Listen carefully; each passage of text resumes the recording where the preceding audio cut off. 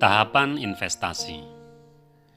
Tahapan investasi yang pertama adalah cash flow positif, yaitu jangan lebih besar pasak daripada tiang dengan cara berhemat atau menambah pendapatan agar hidup tidak dibiayai dengan hutang. Yang kedua adalah menyiapkan dana darurat. Dana darurat idealnya 3-6 kali biaya bulanan.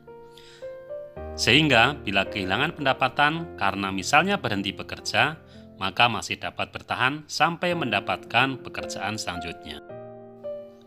Yang ketiga adalah proteksi. Pencari nafkah harus diproteksi agar saat pencari nafkah sakit kritis, cacat tetap atau meninggal, ahli waris dapat tetap hidup dengan taraf hidup yang sama sebagaimana saat pencari nafkah masih sehat. Yang keempat adalah investasi. Investasi bisa di sektor real, misalkan emas, properti, dan lain-lain. Atau instrumen keuangan, misalkan deposito, sukuk, obligasi, dan lain-lain. Untuk tujuan pensiun, ibadah haji, dan lain-lain. Yang kelima adalah investasi spekulatif. Seperti sifatnya yaitu high risk, tetapi returnnya juga high. Misalnya cryptocurrency, forex, option, futures, dan lain-lain. Tahapan investasi itu adalah cash flow positif, dana darurat, proteksi, investasi, dan investasi spekulatif.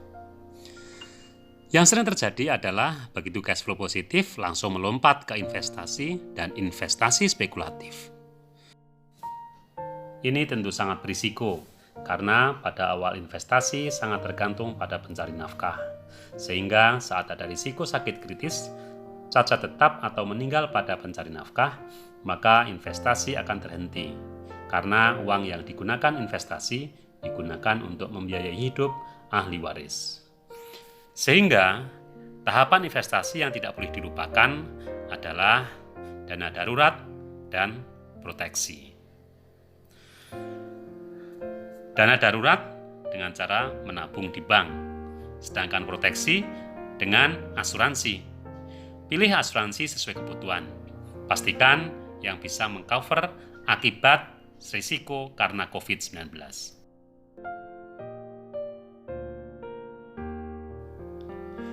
Segera hubungi financial planner Anda.